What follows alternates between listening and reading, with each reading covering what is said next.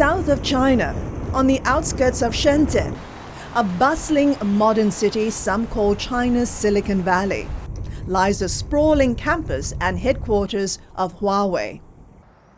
This is the heart of Huawei, the Chinese tech powerhouse here in Shenzhen that's shaking up the world of telecommunications. This week on Managing Asia, we get an exclusive look inside China's Huawei technologies with CEO Ken Hu in his first ever television interview. I've seen Huawei transform from a very small Chinese company into one of the global technological pioneers within 3 decades. Ken Hu, ambitious, detailed, influential. He's one of 3 CEOs taking turns to run the tech juggernaut. He shows me his idea of a safe city, of cloud, big data, and public safety. Big vision for a company that has come a long way from a startup in 1987. I've worked with founder Ren Zhengfei for 26 years. From my interactions with him, I know that he wants Huawei to be a great company and make meaningful contributions to society. Huawei's spectacular rise has caught the world's attention. The maker of telco equipment has overtaken established players like Ericsson and Nokia to become the world's #1. We focus on our core mission, which is our pipe strategy, including digital infrastructure and smart devices. We focus our energies on these. We don't do everything. Huawei has also snapped up a significant share of the smartphone market. The brand, just 6 years old, rang in over $20 billion in global sales last year, just behind Apple and Samsung. In the past 30 years, we've adopted the mentality of a marathon runner. We invest around 10 to 15% of our revenue in R&D, and that was $9.4 billion last year. It reflects our commitment to growth and research.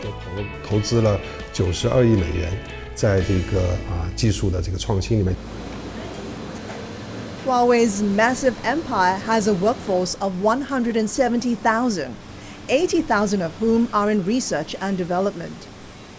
We've been given rare access to this R&D center. This is one of the many facilities Huawei has been investing in around the world.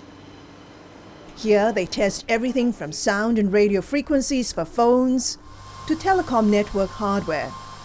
This hefty investment in research has sparked Huawei's fast growth, lifting revenues to $60 billion for the entire group in 2015.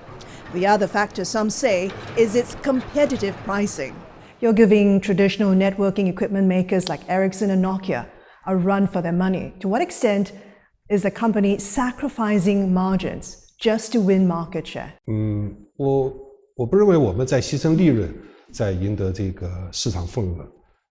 I don't think we're sacrificing margins for market share. From what I can see, the entire telco and carrier market is currently at an important juncture of transformation.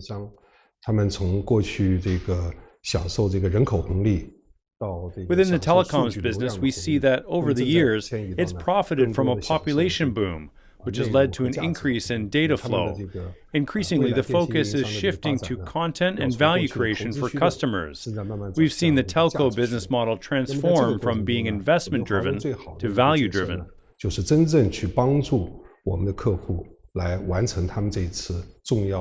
Within this process, Huawei can assist our customers to achieve this business transformation. We already have more than 400 telcos as our customers, and within the world's top 50 telecom operators, 45 of them are our customers. So what we need to do first and foremost, help them increase their revenue. Second, help increase their efficiency. And third, help lower their costs of production through innovation. What are your profit margins like in the telecom equipment business? Our profit margins are similar to that of the industry, perhaps a little higher. So are you saying the amount of money you're pouring into R&D, into innovation, is actually showing up in better pricing power? Our investment in innovation is mainly driven by our long-term strategy, and, as mentioned, profit margins in this industry are not very high. Therefore, it's not that easy to maintain the commitment to R&D in the long term. You've been very successful with telcos in Europe. How are you gearing up for 5G?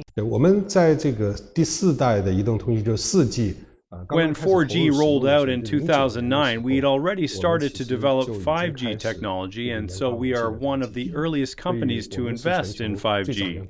We've announced that for the next 5 years, until 2018, we'll invest $600 million in R&D alone. This amount is not part of our commercial investment. We'll further discuss this after 2018. 那么到现在为止呢，我们在全球已经有1000多人的工程师和科学家在做5G 的技术研究。Right now, we have more than 1,000 engineers and scientists working on 5G. We've already set up 11 R&D centers around the world. We've also widely sought cooperation with different industries, such as the automobile sector, to explore how 5G can be applied to their business. By 2020, when 5G will be extensively deployed, I believe Huawei will be able to perform, building upon our 4G leadership, to make us our customers' top choice for 5G. 那么在5G 的时候呢，成为客户最好的一个选择。Huawei is now expanding these days into the lucrative cloud segment by providing gear and software to build data centers. As a newcomer, what are you doing to crack the cloud services segment, which is already dominated by competitors like HP, Cisco, and Dell EMC? 在这个云化的这个时代呢， In this age of the cloud, one of the biggest changes is that within the next 10 years, most telco companies will move to cloud or have capabilities in cloud. This is the single biggest transformation in the market, and also Huawei's biggest opportunity. Cloud transformation is just the beginning. How it will pan out in the competitive landscape is yet to be seen. When enterprises and industries plan to use cloud, they'll need a firm who truly understands their business and wants to build a lasting business partnership in order to complete the whole business transformation. We think Huawei will be able to showcase our technological innovation, customer-centric model, as well as our breadth of technology in this area. Cloud and data services segment right now makes up about 8% of Huawei's total revenue. Do you have a target in mind? How much you want to grow this segment? In the next 5 years, our revenue from cloud will exceed $10 billion. Will most of that growth come from the Chinese domestic market, or are you exploring opportunities overseas? We have our sights on the global market. China will make up a substantial portion, but we're focused on global growth. Huawei has customers in more than 100 countries. You sell equipment to 45 of the world's top telcos. But success in the US has been hard to come by. Your network equipment there has been banned because of security concerns. Are you frustrated? It's hardly any setback. As a company that's launching into the global market, it's not uncommon to face obstacles anywhere. Currently, our business strategy in the US is very clear. That is, we will focus on smartphones, while we'll continue to patiently await the right opportunities in the area of networking equipment. But we've done really well in the smartphones and mobile terminal segment. I heard from the team there that the launching of the Honor series in the US has been very well received. When it comes to the telecom equipment business, are you doing anything behind the scenes to overturn that decision? What are you doing to change the image of Huawei within Washington? No, the network equipment business in the U.S. market is not our focus. We're not doing anything extra at this point. Are you looking to clinch 5G projects in the U.S.? It's still early days to talk about this, as the industry is only discussing the standardization of 5G. We've not touched on commercial deployment yet. But you're hopeful? Let's wait and see. Huawei has long been known as a supplier of networking equipment, but in the last 5 or 6 years, you've been really aggressive going into the smartphone business. You've since become the third largest smartphone player behind Samsung and Apple. Are you worried about the slowdown you're seeing in China? Do you feel it will have some impact on your handset sales? 那么事实上，中国的这个智能手机的市场对我们来 To 讲， be 我们 honest, 还 we 在看到 still see room for 它 growth 对我 for 们的业务，我们还 smartphones 看到 in 一个增长 China, 空间。 so we don't think 所以 the 我们 changes in the 并 overall 不认 market 为 will have 整个 much 市场 negative 的这个变化 impact. 对我们 We're 有 still 太 seeing 大的负面 upside 影 in the 响。我们 Chinese 觉得我们在 market. 中国还是处在一个上升的势头过程中。 Huawei's ultimate goal is to overtake Samsung and Apple in terms of smartphone sales in 5 years. Do you really think Huawei can pull it off? What are you doing to crack the US smartphone market where you still have very little presence? 那么我认为，对于华为在未来在整个 I'm 这个 confident 智能 that 终端的 Huawei 这个 will 领域 become 成 a 为一个 strong player 更 in 强大的 smart 这点我 devices. 是非常 I'm 有信心 confident 毫 of 无疑 that. 问的。那么从这个2007年智能手 The 机的 first 第一代的 Apple iPhone 进 iPhone 入 was 市场到 launched in 现在，其实已经有将 2007, 近 and 10 it's 年 been 的时间 about 10 years 那 now. 么我们预 We 计呢， anticipate that 到 by 这个 2020, 2020 there will be 年终端 another 的市 big 场会迎来 transformation 一 for 次 smart 新的这 devices. 个一个巨大的变革。那么这个变革后面有几个关键的驱动因素啊。第一 There are 个 a 呢， few 就是 drivers 从技 behind 术 this 上来讲呢， transformation. 5G 的网 First, 络 we'll 会在 start 未来 deploying 5年之内开 5G 始部 within 署 the next 那 5么 years, 人 and 工智能 artificial 和这个 intelligence will 人工 make 智能 smart 技术的发展 devices even 会 more 更好地 powerful. 促进我们 Next, 这个手 improvement 机 in 功能 product 和声音的 features 交 such 互 as audio 也 and 在这 video 个 will 会有 improve quality 很多 and 突破性的 possibly 进展。所以我们认 interaction. 为呢，到这个2020年的这个时间呢，我们 So 会迎来 by 一个新的智能手机 2020, 时 we'll 代。我们 welcome 实 a 际上是 new 把它 era 称为 for 一种智 smart 慧手机 devices 的历 and 史。 their intelligence. 那么 By 在这 then, 个 the 时候呢，这 entire 个 industry will see 整个 disruptive 行业的这个 changes 格局 and 呢， more 我认为是 investments 有 will 机 be 会发生 directed 新 to 的变 this. 化的。 We have 那么 started 在这里面 preparing 呢， early. 我 In 们会依 terms 赖 of 更多的 strategy, 这 we have 个 a dual 技术 focus. 投入。 First, to 那 further 么 strengthen 华为 our 在这方 position 面 in 呢，我们已经 smartphone 很早地 related 开始准备。 technology. 所以我们认为 Second, 呢， we'll 在未来的 expand 几 our 年里面，我 brand, 们在 retail 全球 platforms, 中国 and 以外的市 distribution 场的这个 channels 品牌渠 overseas. 道 We 和 believe 这 that 个 with these 零售的 investments 这样 in 一些 this 布 new 局。 era 那我 of 们相 smart 信通过这样一 devices, 些投入以后呢， Huawei will be 在 in 一 a 个 strong 新的这个 position 智 in the 慧手机的 industry. 这个时代呢，我相信华为会取得更好的一个位置。 Overtaking Samsung and Apple is not going to be easy. Can you tell me, in terms of smartphone products and ideas, what can we expect to see coming out of Huawei in the next 5 years that could wow the markets? 未来的终端你可能不可能期望它再是现在这种手机的形态，它那个时 We 候 do 它 not 的 expect 它的整 future 个智能跟 technology 这 to 个云 look, 端的这个 sound, 人 and 工智能 feel 开 as 始 it 融 does 合， now. 而且它的这 Both 种 the 交互 smart 已经不需要 technology 再 as well 不 as 需要通过 cloud 键 and 盘， AI 甚 have 至不 begun 需 to 要用 merge. 传统的这 So 个 what 屏幕 we'll 来 see in 实 the 现。所 future 以那个 may 时候 be entirely different 你可 from 能 what 看 we 到的 have 是一个 today. 完全跟我们今天想象的不同的这个终端。 Are you saying Samsung and Apple should be afraid of you? Of course. Samsung's recent decision to permanently discontinue the Galaxy Note 7 has clearly benefited Apple because people were starting to switch over to the iPhone. Have you seen handset sales pick up on your end as a result? 这件事情的发生，其实让我们更加的认识到。 This incident has shown us the high risks and the stiff competition in the consumer electronics industry. Therefore, as a commercial company in such an industry, encountering such problems is quite common. 那么，其实从这件事情里面呢，首先 A main takeaway for us from this issue is to seriously reflect and ensure that we prevent such problems from happening to Huawei, and examine how we can improve the process of quality control for our products, from their innovation to the end products. This, to us, is a very important reminder. 所以这对我们来讲是一个非常大的提醒。 Do you hope to benefit from Samsung's current problems? 那么如果 If the problems of our competitors result in an increase in our sales, it's a good thing to us, but we're more concerned about providing more reliable products. Stay with us for more of the exclusive interview with Ken Hu, co-CEO of Huawei Technologies, in just a moment. Will the consumer-related business eventually overtake the telco networking side of the business? That's possible. Managing Asia, we'll be right back.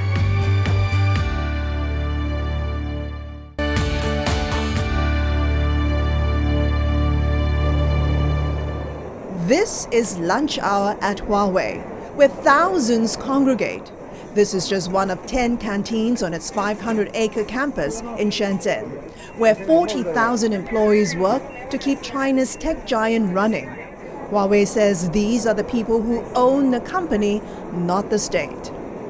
After so many years in business, Huawei has essentially not traded on any stock exchange. Why stay private? Staying as a private company is a choice we made as part of our business strategy and financial structure. From the financial point of view, because of our employee stock ownership plan, we share the benefits with our employees, and they fork out money from their pockets to buy the company's stocks to promote its development. 那么从业务战略上来讲呢，我们认为 From the business point of view, remaining private will allow senior management to plan mid to long-term strategies. For instance, we had started the 5G program and discussions 7 years ago. That was a very early and deliberate move to shape our long-term strategy. 我们在一种这个没有短期的这种 Without the pressure from a short-term capital market, we're able to sufficiently consider the strategies and put all our focus on creating value for our customers without having to manage stockholders' short-term profit demands.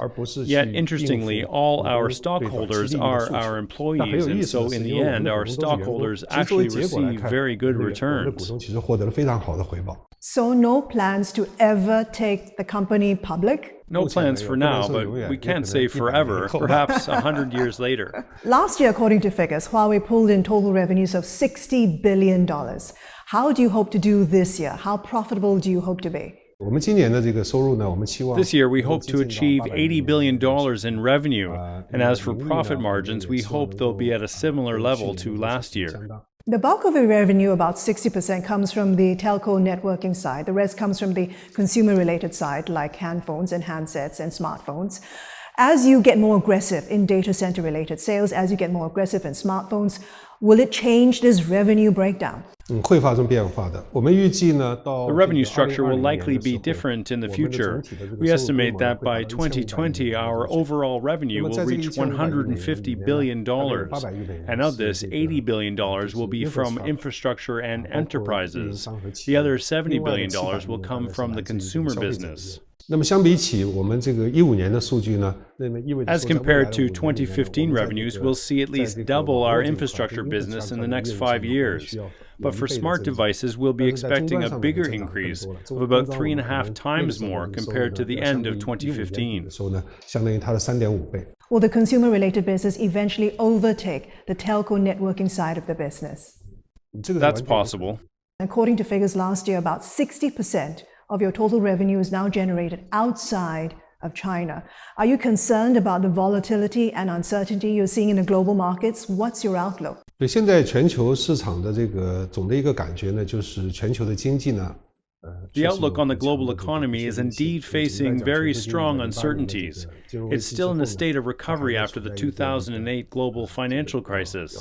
At the same time, geopolitics is also in a state of turmoil.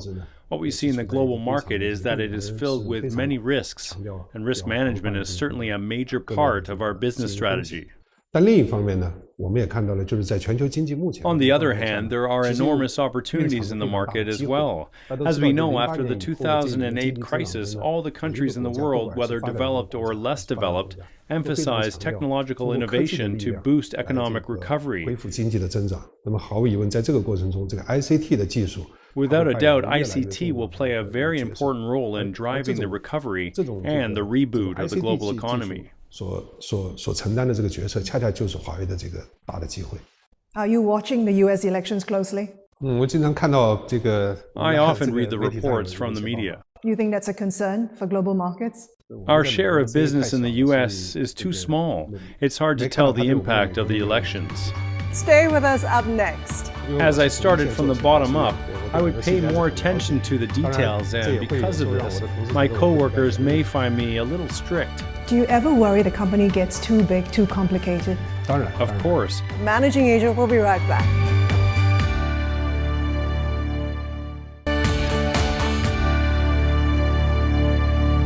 Huawei today is run by 3 co-CEOs. Every 6 months, you're one of them. What's the idea behind this management structure, and does it work? 对，就我们是在这个5年之前开始实行现在的这个轮值 CEO 的制度的。 We started this rotation CEO mechanism 5 years ago to form a team of the most senior level of the company management, together with the board. I think why we first started this was because of the evolving complexities of the business environment this industry faced, with very rapid improvements in technology and progress. We hope to have a more proactive leadership to help the company better respond to such a changing, complex business environment, as well as to better manage our business risks. 更好的去这个管理我们的这个业务风险。我自己的感觉呢，也就是说，这对 I personally feel that this is a very good way to learn how to work better and closer with my coworkers. 可以学习更好的怎么样去跟你的同僚紧密合作。 How different are the three of you? Do three of you actually get along well together? 其实这种制度是要求我们更合作的来相互工作。当然，在 This 这个过 system 程 is 中，因为每 about 个人都是有差异的 collaboration.